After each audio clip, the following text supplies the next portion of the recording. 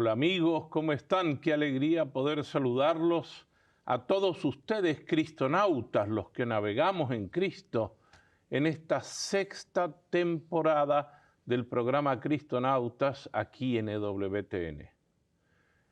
Como todos estos días nos está acompañando nuestro queridísimo amigo, el padre Dempsey Rosales Acosta. Padre Dempsey, muchas gracias por estar con nosotros. No, el que está contento soy yo de estar aquí compartiendo con vos y con nuestros amigos de todas partes del mundo. Así es, de todas partes del mundo nos escriben, inclusive haciendo preguntas que podrá dar lugar a próximos programas de acuerdo a las preguntas que ustedes nos hagan. Bienvenidas sean las preguntas. Sí, y gracias a la Universidad de San Tomás que te ha permitido estar aquí acompañándonos, porque te hemos robado de tu tiempo completo en la universidad para poder estar haciendo esta serie Cristonautas. Muchas gracias y por favor transmite de parte nuestra el agradecimiento a todos los miembros de la directiva de la universidad. Claro que sí, con mucho gusto.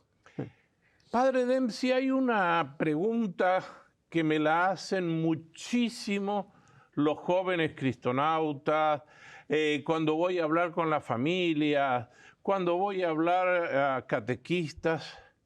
¿Por qué hay tantos números en la Biblia? No hablemos de los capítulos y versículos, que eso es otra cosa. Sí, eso es otra cosa, ¿no? En la Biblia hay muchos números, sí, y nosotros occidentales del siglo XXI, para nosotros un número es una cantidad y se acabó. 3 son 3, 3 panes, 3 rosas, 3 coches, son 3, ¿no? No hay un gran qué, ¿no? 2 es 2, son números, una cantidad. Es más matemático lo nuestro. Sí, exacto. Aunque si la matemática estaba muy desarrollada, o al menos tenía una función muy especial en la antigüedad, cuando digo la antigüedad me estoy refiriendo en el primer milenio, segundo milenio, antes de Cristo. Muy importante ese detalle. Antes de Cristo, los números, aparte de ser indicativos de cantidad, de medidas, los números tienen función religiosa, tienen simbología espiritual, tienen simbología, podríamos decir, teológica. Es decir, al mismo tiempo el número significa también un mensaje.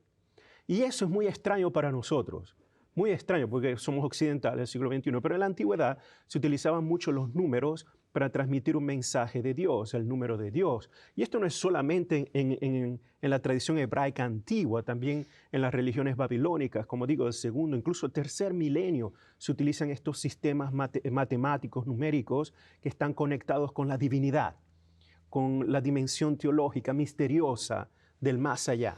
Y es muy importante esto. Entonces, en la Sagrada Escritura tenemos que meternos un poco dentro de los escritores sagrados, que ellos también reciben esta herencia en el Medio Oriente antiguo y comienzan entonces también a utilizar los números de manera teológica, de manera religiosa, como un símbolo divino, para entonces poder dar mensajes de lo que es el mensaje de Dios, ¿no? O la simbología religiosa. Entonces, los números, aparte de cantidad, tienen mensaje simbólico religioso.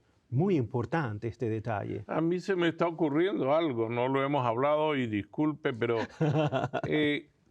cuando Jesús resucitado se le aparece en el lago a Pedro, le preguntó 3 veces, Pedro, ¿me amas? Pedro, ¿me amas? Pedro, ¿me amas? Y decía, apacienta mis ovejas, ¿no? Sí. Pero ¿por qué 3 veces? Sí, el número 3 es muy, muy especial, sobre todo en todo lo que es la literatura juánica. Cuando digo literatura juánica, quiero decir el Evangelio de Juan, las 3 cartas de Juan y el libro del Apocalipsis.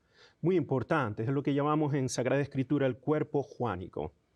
Y Juan le gustan muchísimo los números. Juan es un maestro en los números. Pero, por favor, si ustedes agarran a Juan y lo ponen como el accountant, el contabilista, no, porque Juan le gusta utilizar los números en sentido religioso, teológico. Entonces, el número 3 es siempre el número de la plenitud, el número de la Trinidad, el número divino, el número de Dios, que implica la totalidad.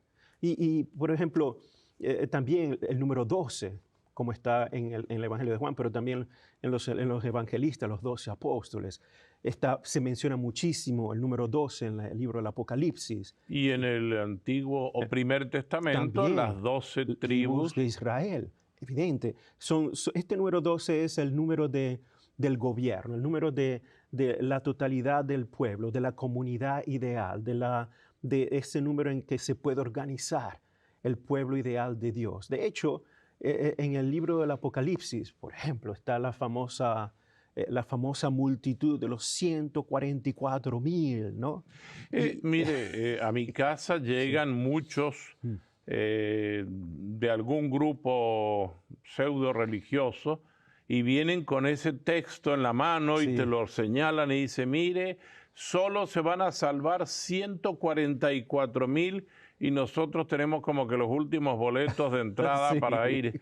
Sí. ¿Es cierto que solo se van a salvar 144,000 personas? Ese es el problema, que nosotros con nuestra mentalidad moderna pensamos siempre en cantidades, no pensamos en simbología, en mensajes religiosos. Tenemos que acordarnos, ¿no?, que el mismo autor del libro de Revelaciones, cuando da el número de la bestia, dice, el que tenga inteligencia, que haga su cálculo, que entienda, que haga la interpretación. De hecho, 144,000 es literalmente una multiplicación de 12. Sí, es una multiplicación de 12. 12 tribus de Israel. 1000 veces. 12 apóstoles. 12 por 12, 144. Multiplicado 1000 veces, es decir, una innumerable multitud a través de toda la historia de la humanidad que se ha mantenido fiel. Es el pueblo ideal fiel de Dios, que se ha mantenido y que ha resistido la persecución y ha perseverado en la fe. Es muy importante este detalle. No, por eso cuando los 12 discípulos, el famoso Judas, desaparece, quedan 11, uno podría decir, bueno, ¿por qué no continuaron con 11? No, tenían que ser 12. Que el 12 significa precisamente esta estructura que Dios quiere de un pueblo organizado de esa manera, ¿no?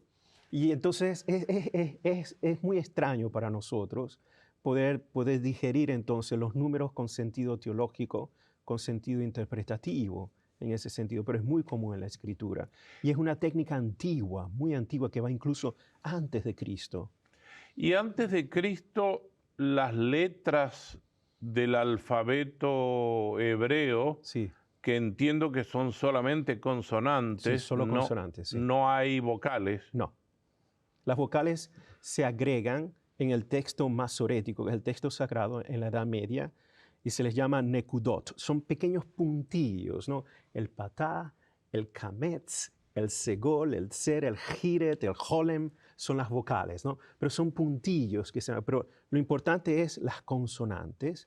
Y es cada consonante, por ejemplo, antes de llegar a ese punto, por ejemplo, nosotros en castellano, así se entiende mejor, ¿no? Tenemos el abecedario, A, B, C, D, E.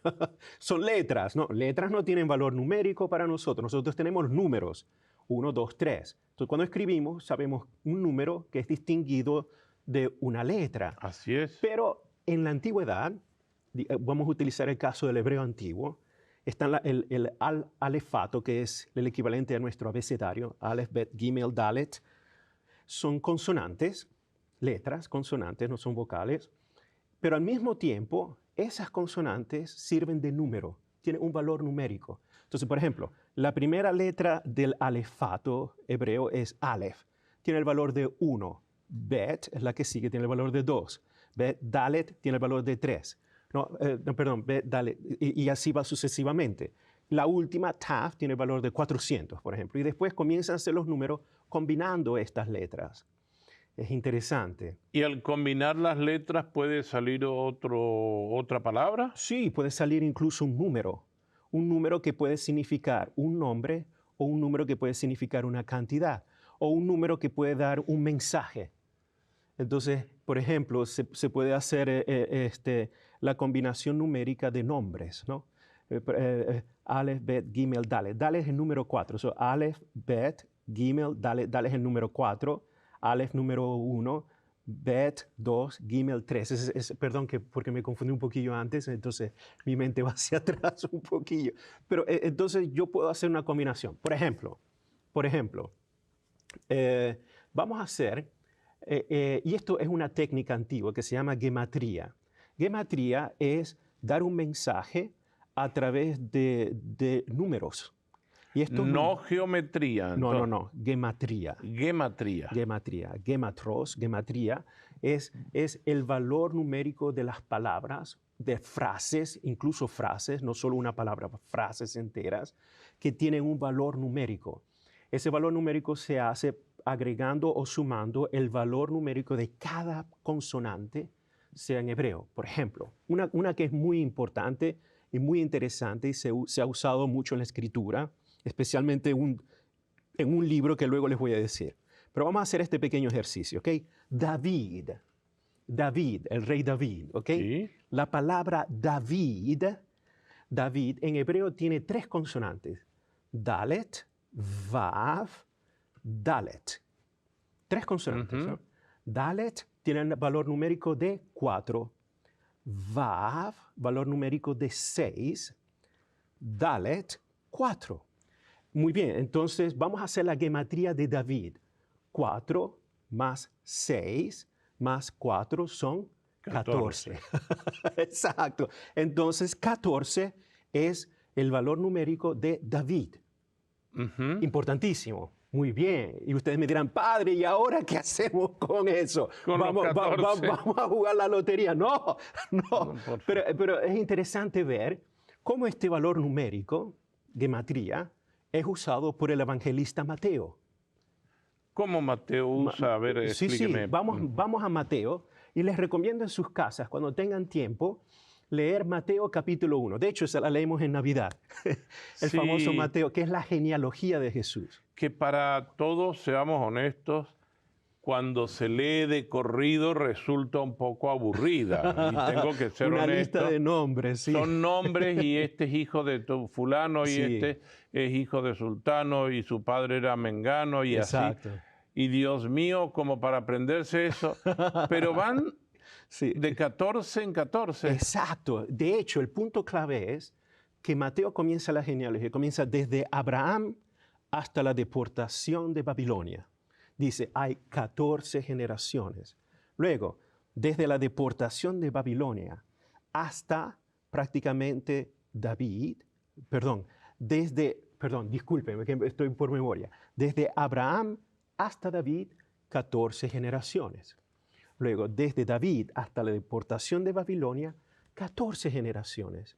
Y luego, desde la deportación de Babilonia hasta Cristo, 14 de generaciones. Pero fíjense que la divide en 3 grupos. 3 grupos de 14. Y el nombre de David es 3 consonantes. Que son 14 números. Que da el total de 14. Y todo está organizado en función de el nombre de David para demostrar, otra manera para demostrar en la línea genealógica que Jesús es el Mesías de la línea de David. Importantísimo este detalle. Y como les digo, ya estas son técnicas antiguas que se utilizan, sobre todo no solamente en el mundo hebraico, pero también en el mundo helénico, pero sobre todo dentro del misticismo hebraico antiguo. Y se usa.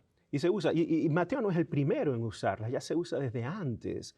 Entonces es muy interesante comenzar a ver este juego de los números que dan significado y cómo los puede utilizar un autor para enfatizar un mensaje bíblico. Perdón, yo como catequista quisiera preguntar si nosotros como catequistas pudiéramos decir, bueno, vamos a enseñar esto que va de 14 en 14, a veces es difícil aprenderse los nombres porque primero que no son nombres comunes, son nombres del hebreo antiguo, pero esos 14 van a significar que Jesús tiene que ver en la línea de David porque a David se le prometió la casa. Exacto, la promesa del Mesías se le da directamente a David y es Yahvé que le da esa promesa a David en el segundo libro de Samuel, capítulo 7. ¿Qué le dice? Es cuando David ya es rey, está establecido, vive en su palacio, está en Jerusalén, y dice, yo aquí que vivo en este palacio, en este jejal, en esta casa, y he allí la arca del Señor que está en una tienda. Yo le voy a construir una casa, un templo, al arca del Señor, al Señor, para que habite aquí. Luego al día siguiente se le aparece Natán y le dice, te tengo un mensaje de Adonai, del Señor, Dice, yo, dice el Señor, yo que saqué a Israel, y hace un resumen de la historia de la salvación. Y dice después de Israel, y luego dice Yahvé, yo soy quien te va a construir a ti una casa, yo soy quien te va a hacer un reino, y sobre ese reino siempre se va a sentar uno de tu descendencia, de tu linaje. Ahí es cuando comienza la famosa promesa de Yahvé del Mesías de la línea davídica, que siempre estará sobre el trono de Judá, pero es Yahvé quien va a construir ese linaje. Interesante. Pero la palabra casa, en este caso, se puede utilizar no solamente como las cuatro paredes de una casa, sí, sino la descendencia. También. La casa es la descendencia. Sí, esa es la belleza del hebreo en el capítulo 7 del segundo libro de Samuel, es que la palabra bayet o bet, en hebreo significa casa, pero también significa linaje, descendencia, familia. Puede tener muchos sentidos figurativos, ¿no? Pero es muy interesante. Y el Señor o el autor bíblico juega mucho con esa palabra, porque es interesante. Y por favor, discúlpame si me desvío un poquillo, pero por ejemplo, si vamos al segundo libro de Reyes, ¿no? A partir del capítulo 8, cuando se comienza a describir la construcción del templo de Jerusalén, Sí. la palabra, nosotros decimos en castellano el templo de Jerusalén o el templo de Yahvé, pero en el texto bíblico de Segunda de Reyes, ya del capítulo 8 hasta el 12, prácticamente es Bet Adonai, es decir, la casa del Señor, pero nosotros traducimos como el templo. Es interesante ver entonces cómo continúa allí ese juego. La casa del Señor es el templo. El templo del Señor. Sí, exacto, pero se usa la palabra Bet, que literalmente significa casa. Si yo quiero utilizar la palabra templo, en hebreo antiguo está la otra palabra que es Jejal. Jejal es templo, palacio. Pero para cada vez que se habla del templo de Jerusalén es Bet Adonai, Bet Jerusalem, ¿no? La casa. La casa de Yahvé, o la que es Entonces, creo que esto nos ayuda un poco, y yo diría a mis amigos catequistas que no lo tomemos tan a la ligera esto, porque a veces esto se toma tan a la ligera, pero primero nos recuerda que en Jesús se cumplen las profecías antiguas. Sí. Y lo que Mateo quiere poner en este caso es que en Jesús se ha cumplido que el hijo de David, o sea, vendría a ser no sé qué descendencia de David, va a ser el que reinará por siempre. Exacto, es la técnica que usa Mateo. Pero, por ejemplo, si vamos a Lucas, en Lucas está otra genealogía de Jesús. Sí. Que no está estructurada de la misma manera. Eso para que nos demos cuenta que cada autor bíblico tiene una sensibilidad teológica, una sensibilidad espiritual única. Cada uno busca la manera mejor de expresar el misterio. En el caso de Mateo, usa la gematría. Lucas no la usa. Lucas usa otro sistema. Para Lucas es más importante indicar que Jesús está conectado directamente con Dios, y por eso termina la genealogía en Lucas con Adán, y ahí se incluye todo el género humano, y luego con Adán, Dios, porque después de Adán es solo Dios. Lucas tiene otra sensibilidad, pero ahí es otra tela que cortar. Claro, porque, sí. Bueno, Lucas lo que querrá demostrar entonces es que Jesús es el Salvador de toda la humanidad. Exacto. Que Mateo no lo niega, solo que Mateo tiene otra forma de expresar ese misterio, y Mateo quiere enfatizar el cumplimiento de la promesa. Ahora, la promesa dada al linaje davídico ahora se cumple en Jesús, ¿no? Y utiliza la gematría como un instrumento sutil para estructurar su genealogía. Mucha gente dice que en la Biblia hay muchos errores. Eso, como que, por ejemplo, esto que usted nombra de la genealogía de Jesús en Mateo y en Lucas. Sí. ¿Es un error o es un género literario diferente? Sí, por ejemplo, está el género o el subgénero literario de genealogía. Mateo lo estructura de la manera, usando la gematría, pero muy, muy al estilo antiguo del Génesis, ¿no? Utiliza mucho que en Génesis se les llama Toledot, ese subgénero literario. Pero, por ejemplo, Lucas lo utiliza, pero Lucas es más abierto. Y uno no puede decir, porque esta es relativamente llega hasta este punto y la otra llega hasta este otro punto, están en contradicción. No, porque son dos autores distintos que tratan de expresar el mismo misterio de la fe, cada uno según su tradición, cada uno según la perspectiva que tenía, la sensibilidad que tenía. Eso no significa que es contradictorio. Por ejemplo, un caso típico que se usa mucho en la Carta de Santiago, ¿no? La fe sin obras no tiene valor. Las obras me dan testimonio de la fe. Pero Pablo entonces dice en los Romanos, no, la fe, solo basta la fe para salvarse. No, por la fe seremos salvados. Pero cuando uno lee las cartas de Pablo, Pablo nunca niega las obras. Dice que las obras de la ley, de la Torá, de la ley, no es las obras cristianas, las obras de la ley son aquellas que no me pueden dar la salvación por sí misma, necesito la fe. Pero ¿la fe en quién? En Jesús. Y la fe en Jesús me obliga a actuar según esa fe. Pablo nunca niega las obras basadas en la fe cristiana. Por eso una de las listas más grandes que tenemos de valores y de reglas morales, de cómo vivir, cómo actuar cristianamente, están en las cartas paulinas. Qué irónico, ¿no? Las famosas Haustaffen, que se llaman en alemán de Pablo. Son fantásticas, fantásticas. Podríamos hacer alguna vez una serie dedicada a las cartas paulinas. Oh, sí. Fantástico. No acabaría el mundo para terminar. Padre, tengo algunas preguntas sobre números. Sí, claro. Aparece muchas veces el número 1 en la Biblia. Sí, uno es el número de Dios. De hecho, el Shema, la oración esencial de los judíos, dice Shema Israel. Escucha Israel, Adonai Eloheinu, el Señor es nuestro Dios, Adonai Echad, el Señor es uno, Echad, uno. Uno es el número de Dios, solo uno, y fuera de él no hay más nada. No hay otro Dios fuera de Dios. Exacto, uno. La cosa extraña es, podemos decir el misterio trinitario, es cuando aparece Jesús. Porque para un hebreo, ¿no? y esto lo digo con un gran respeto y gran veneración, ¿no? A nuestros hermanos hebreos, ellos creen en el monoteísmo porque así está en el primer testamento, así está en la primera alianza. Un solo Dios. Dentro de un solo Dios no cabe otro Dios, es solo uno, solo uno. Pero luego viene la nueva alianza, el evento de Jesús. Y entonces con el evento de Jesús comienza a darse otro paso en la revelación del Dios único, en donde ahora es un solo Dios, pero son tres personas. ¿Cómo asimilamos eso? Nosotros hoy, un occidental, siglo XXI, ¿ok? Uno es igual a uno, porque pensamos en cantidades, ¿verdad? Sí. 3 es igual a 3, pero 1 no es igual a 3. Nuestra lógica no funciona de esa manera.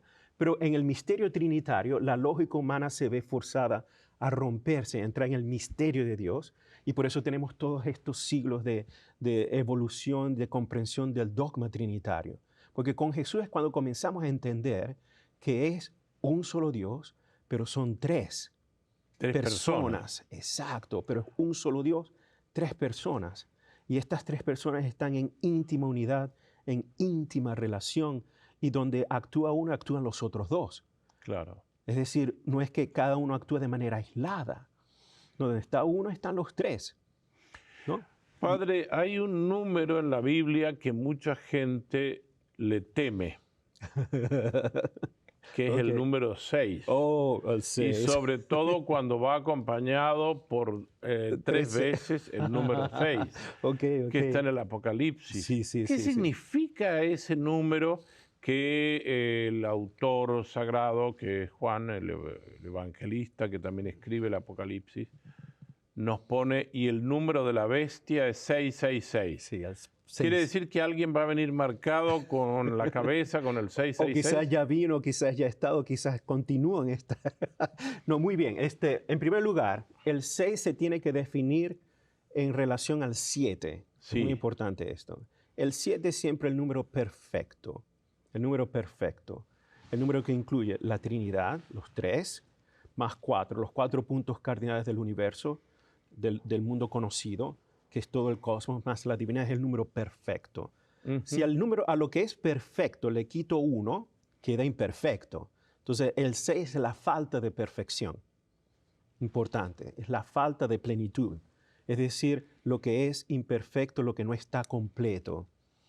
Y por Ya. eso se le interpreta siempre como aquello que no está lleno, aquello que es imperfecto o aquello que es malo. Entonces, ¿qué sucede?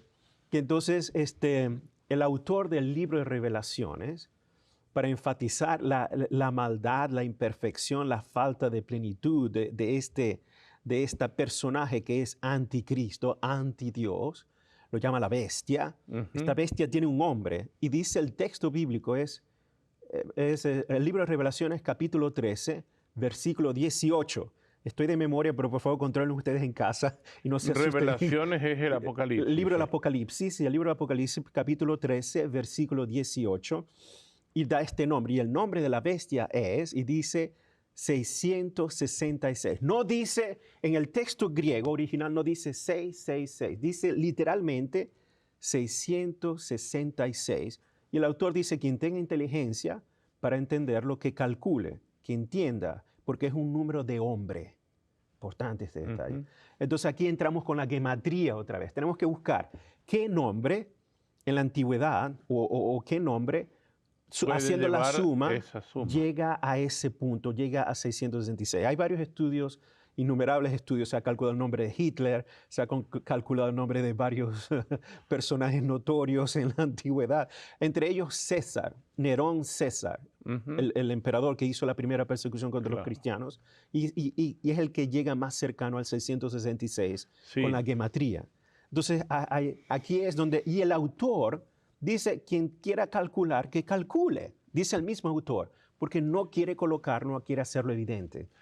Quien quiera calcular, que calcule, y aquí tenemos que dejar, padre, se nos acabó el tema tan interesante de los números, y bueno, muchísimas gracias por acompañarnos.